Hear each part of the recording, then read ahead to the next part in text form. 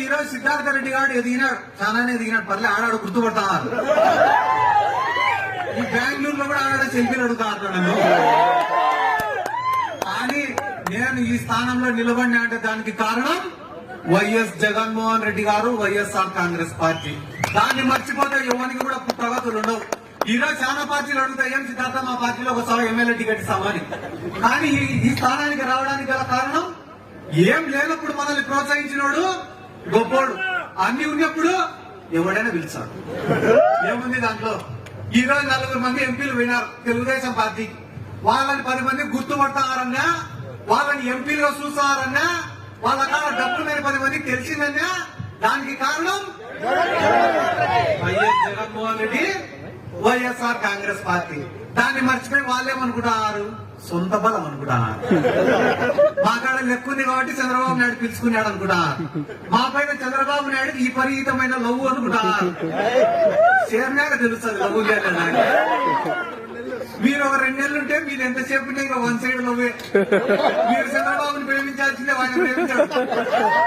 మా నియోజకవర్గంలో కూడా మొన్న ఒకటి చెప్తాడు, నేను పోయి చంద్రబాబు నాయుడిని కలిసి వచ్చినా పాపం నన్ను చూసినే కన్నీళ్లు పెట్టుకుని దగ్గరికి తీసుకున్నాడు. చంద్రబాబు అంటే వ్యక్తికి కూడా 40 ఏళ్ళు కాపురం చేసిన ఆయన భార్యకే తెలియదు ఆయన ఏడుస్తాడో.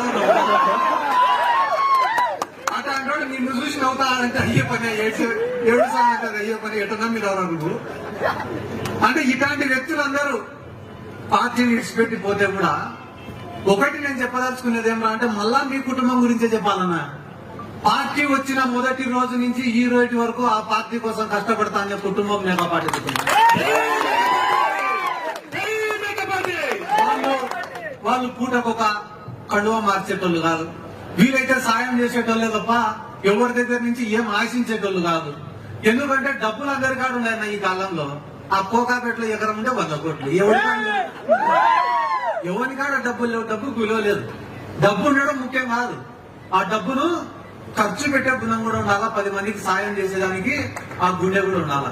ఆ గుండెను మనం బతికించుకోవాలి ఈరోజు. కాబట్టి అందరం కూడా మేకపాటి కుటుంబానికి అండగా నిలబడాల్సినటువంటి అవసరం ఉంది. ఆయన ఆ పక్క తెలుగుదేశం క్యాండిడేట్ ఎవరు నాకు తెలీదు. మీరు అనుకోకండి, ఎవరు నువ్వు ఒక పేరు చెప్తాను కానీ ఆడ టికెట్ ఇచ్చేంత వరకు నమ్మకంలో ఎవరికి పొత్తుల భాగంలో పోయినా పోతాయి. ఆయన ఎవరు అమెరికా నుంచి వచ్చినాడని ఇప్పుడే చెప్తున్నారు. మరి ఏమన్నా ఆయన వర్చువల్ లో ఓట్లు అడుగుతాడేమో నాకు తెలియదు.